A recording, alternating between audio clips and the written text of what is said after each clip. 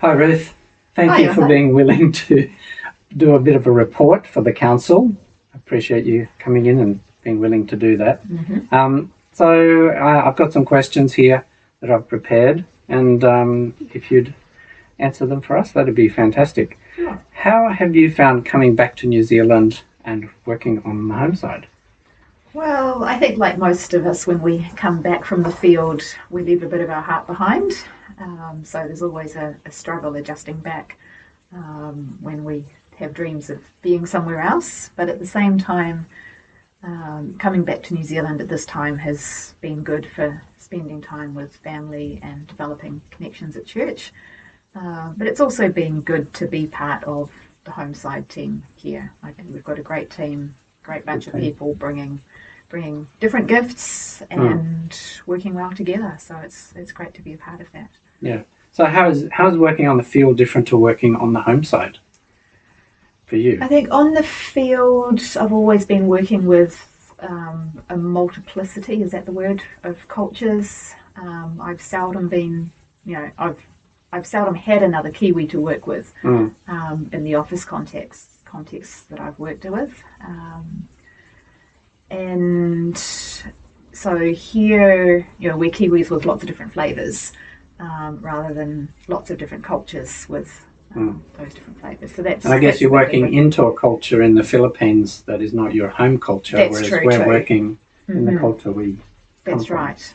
Yeah, which we still don't always understand very well. At least from my perspective, having been overseas for more than half of my life. Yeah. Okay.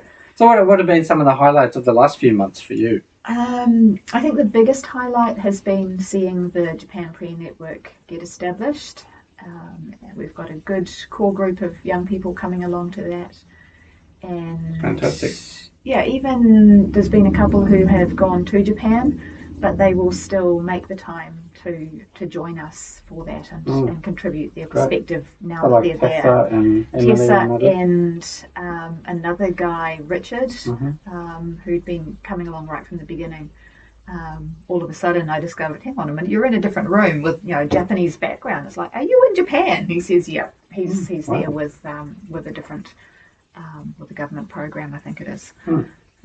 But he said, the time doesn't work for me. And then I got a message to say, yep, I'll be joining you. So he's obviously made some adjustments to be a part of that. Great. What does your normal week look like for you? Because I know you have another role as well. That's right. I have another role doing life coaching with the mental health team internationally, and so a couple of days a week I go to the Mission Centre office in Manukau, where I'm able to use a private room there for calls and some of those things that it's a bit harder to do in an open space office. So I'm connecting with people. I've been doing a bit of administration for that. And then the rest of my time I'm thinking about prayer, thinking about how we can motivate people, mobilize people for prayer. And connecting in with different people, seeing what options are out there. Great. And I know you want to head back to the field eventually, maybe next year. Yeah. So say you're thinking 6 months ahead. What would you like to do in the next 6 months? Yeah, so everything I'm dreaming of and listening to others' dreams and things, I want them to be things that will continue after I head back to the field. But one of the things I would like to see is some more prayer groups, a bit like the Japan Prayer Network, get started.